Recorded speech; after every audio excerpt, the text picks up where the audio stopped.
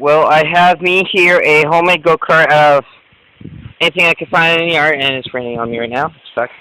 But I have a two tires I found in the back of my woods work very well. A chainsaw engine my uncle gave me.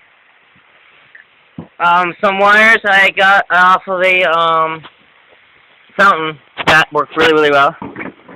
Some cable and some zip ties. The zip ties connected to the thumb to accelerate.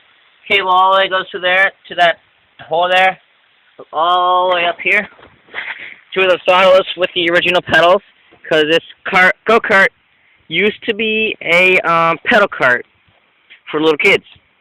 The original tires, I have my handbrake right here, some wiring connected to the tail lights, see right there and there, and I have here is supposed to be the battery, some spare bolts in case anything happens, and it's connected to a headlight right there. It's not lit, it's just reflection. But and I have a on and off switch for my headlights in here, and a kill switch for my motor. So I'm gonna start this up, and I'll show you how it all works up. There you go. Go long.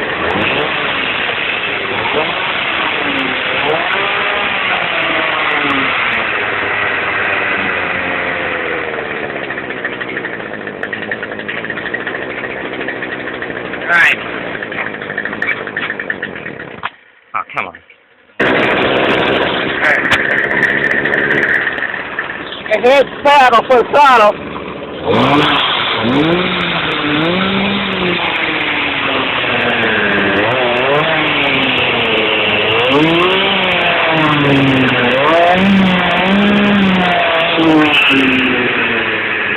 And here's the kill switch. And that's my homemade go-kart.